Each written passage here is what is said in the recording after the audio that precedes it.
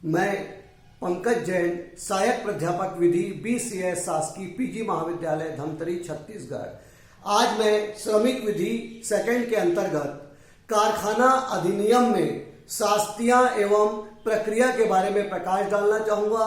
अधिनियम की धारा 92 से लेकर 106 तक में पेनाल्टीज और प्रोसीजर के बारे में प्रावधान बताया गया है। कारखाना अधिनियम में दो प्रकार की शास्तियां का प्रावधान है। एक है साधारण अपराध के लिए सामान्य शास्तियां और दूसरा अपराध की गंभीरता के आधार पर जो शास्तियां लगाई जाती है। अपराध का प्रसंज्ञान इस अधिनियम की धारा 105(1) और 105(2) में अपराध का संज्ञान किस प्रकार किया जाए उसके बारे में बताया गया। अधिनियम की धारा 105 कहती है कि अपराध को देखने के लिए, अपराध का विचारण करने के लिए कौन सा न्यायालय सक्षम है। अधिनियम की धारा 105 कारखाना अधिनियम 1948 के प्रावधानों का पालन न किए जाने पर कौन सा न्यायालय अपराध का संज्ञान लेगी उसके बारे में वर्णन करती है। और अधिनियम की धारा 105(2) बोलती है केवल प्रेसिडेंसी मजिस्ट्रेट या प्रथम श्रेणी मजिस्ट्रेट को ही इस अधिनियम के अधीन जो अपराध है उसका संज्ञान करने का अधिकार होगा। द्वितीय श्रेणी या तृतीय श्रेणी मजिस्ट्रेट को इस अधिनियम के अधीन अपराध का संज्ञान करने का अधिकार नहीं है।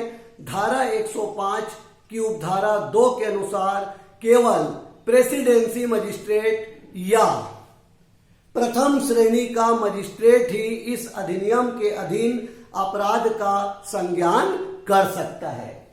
शर्तें अधिनियम की धारा 105(1) में 2 शर्तें बताई गई है। निम्न 2 शर्तें पूरी होने पर ही कोई मजिस्ट्रेट अर्थात प्रथम श्रेणी और प्रेसिडेंसी मजिस्ट्रेट अपराध का संज्ञान करेगा। वो 2 शर्तें इस प्रकार है। पहला, शिकायत निरीक्षक द्वारा लिखित में की गई हो। इस अधिनियम के अधीन अपराध का संज्ञान तभी किया जा सकेगा जब शिकायत निरीक्षक के द्वारा, इंस्पेक्टर के द्वारा लिखित में की गई हो। और दूसरा, निरीक्षक ने यदि लिखित में शिकायत न की हो लेकिन उसकी पूर्वाज्ञा प्राप्त करके किसी अन्य व्यक्ति ने यदि शिकायत की हो तो ये 2 शर्तें महत्वपूर्ण है। नंबर 1, जब निरीक्षक स्वयं शिकायत करे, और दूसरा नंबर 2, जब निरीक्षक स्वयं लिखित शिकायत न करे लेकिन निरीक्षक की पूर्वाज्ञा लेकर कोई अन्य दूसरा व्यक्ति लिखित शिकायत करे तो ऐसी स्थिति में प्रेसिडेंसी मजिस्ट्रेट या प्रथम श्रेणी का मजिस्ट्रेट इस अधिनियम के अधीन अपराध का संज्ञान कर सकता है। अधिनियम की धारा 105 की उपधारा 2 के अनुसार। निरीक्षक, इस अधिनियम में निरीक्षक, इंस्पेक्टर का मतलब यहाँ पर सहायक निरीक्षक से भी है और मुख्य निरीक्षक से भी है, जो निरीक्षक की शक्तियों का प्रयोग इस अधिनियम के प्रावधानों का पालन कराने के लिए करता है।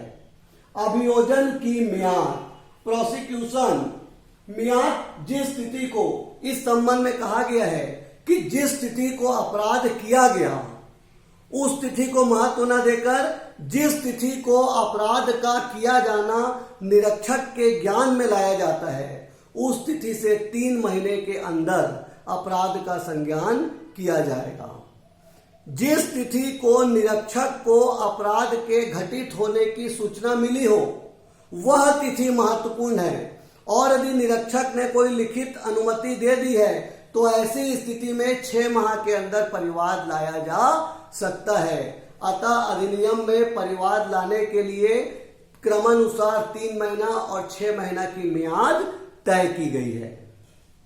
किन अपराध को दंडनीय माना जाएगा? अधिनियम की धारा 92 में उन परिस्थितियों को बताया गया है जिसमें किए गए अपराध के लिए दखलकार, ऑक्यूपायर और प्रबंधक दोनों को दोषी माना जाएगा। और धारा 93 में उन परिस्थिति में बताया गया है जिसमें अपराध के लिए स्वामी को दोषी माना गया है। अतः अब हम धारा 92 और 93 में वे परिस्थिति आपको बताना चाहेंगे जो इस अधिनियम के अंतर्गत अपराध के लिए दंडनीय मानी जाती है। नंबर 1, अधिनियम के नियमों में से किसी एक का उल्लंघन। कारखाना अधिनियम 1948 के अंतर्गत सुरक्षा संबंधी नियम धारा 21 से 41, स्वास्थ्य संबंधी नियम धारा 11 से 20, कल्याण संबंधी नियम धारा 42 से 50, अवयस्क के कार्य के घंटे, व्यस्क के कार्य के घंटे आदि जितने भी नियम दिए गए हैं उनमें से यदि किसी भी नियम का उल्लंघन किया जाता है तो वो दंडनीय अपराध माना जाएगा। किसी भी लिखित आदेश की अवहेलना, अधिनियम के अंतर्गत यदि कोई लिखित आदेश दिया गया है उसकी यदि अवहेलना की जाए तो वो दंडनीय अपराध माना जाएगा। तीसरा, धारा 93, कुछ परिस्थिति में धारा 93 में स्वामी को भी कुछ कार्य के लिए दोषी माना गया है, जैसे वो स्वच्छता स्वास्थ्य का सही प्रबंध न करे, मशीन आदि के ठोस निर्माण आदि का यदि प्रबंध न करे। कुछ ऐसी परिस्थितियां हैं जिसमें धारा 93 में स्वामी को भी दोषी मानने का प्रावधान है। नंबर 4, निरीक्षक के कार्य में बाधा। इस अधिनियम के अंतर्गत धारा 8, 9, 10 के अंतर्गत निरीक्षक की नियुक्ति की गई है जो अधिनियम में सभी प्रकार का जांच का कार्य करता है, कारखाने में प्रवेश करता है, निरीक्षण करता है। यदि कोई भी व्यक्ति निरीक्षक के कार्य में बाधा उत्पन्न करता है, उसके कार्य में कोई व्यवधान डालता है तो यह कार्य दंडनीय माना जाएगा। 5वां, योग्यता का झूठा प्रमाण पत्र। इस अधिनियम की धारा 70 के अंतर्गत योग्यता प्रमाण पत्र लेने के लिए प्रमाणकर्ता सर्जन है। यदि कोई व्यक्ति योग्यता का झूठा प्रमाण पत्र प्रस्तुत करता है तो वह दंडनीय माना जाएगा। विश्लेषण को गलत ढंग से बनाना।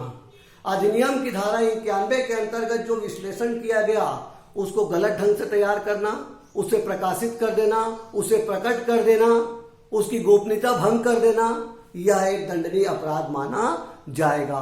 अतः अधिनियम की धारा 92 और 93 में वे परिस्थितियां बताई गई है जिसमें कोई कार्य अपराध के रूप में दंडनीय माना जाएगा।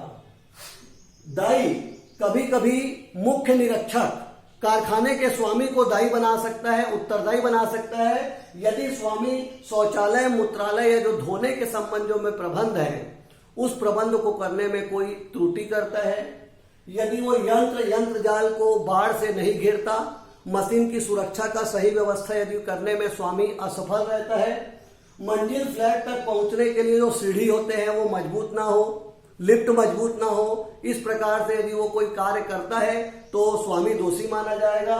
आग लगने पर यदि पूर्व सावधानी की व्यवस्था स्वामी न करे तो स्वामी दोषी है और झूलन, लिफ्ट आदि सभी मजबूत होने चाहिए। इसके अलावा श्रमिकों के स्वास्थ्य, सुरक्षा और कल्याण आदि के संबंध में जो प्रावधान बनाए गए हैं उसमें दखलकार और प्रबंधक के साथ साथ स्वामी को भी दोषी बनाया जा सकता है।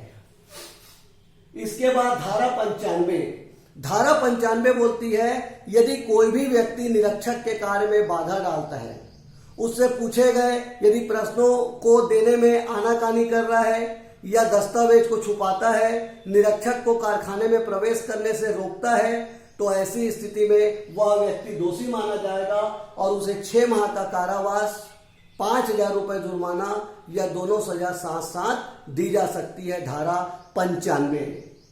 धारा 96 बोलती है कि धारा 91 के अंतर्गत जो विश्लेषण किया गया उस विश्लेषण की गलत रिपोर्ट प्रस्तुत करना या विश्लेषण को प्रकट कर देना, विश्लेषण को प्रकाशित कर देना तो ऐसा व्यक्ति 3 माह का कारावास, 5,000 रुपए जुर्माना या दोनों से दंडनीय किया जाएगा। धारा 96 के अनुसार। 96 के अनुसार झूठा प्रमाण पत्र प्रस्तुत करना। धारा 98 अधिनियम के अंतर्गत यदि कोई व्यक्ति, यहां पर बोला गया है कि झूठा प्रमाण पत्र यदि प्रस्तुत करता है, मतलब उसे जो प्रमाण पत्र मिला है वो प्रमाण पत्र किसी अन्य को उपयोग करने दे दे या अन्य का जो योग्यता प्रमाण पत्र है उसको कोई व्यक्ति स्वयं यूज कर ले तो उसे 2 माह का कारावास, 1,000 रुपए जुर्माना या दोनों सजा साथ साथ दी जा सकती है झूठा प्रमाण पत्र प्रस्तुत करने पर।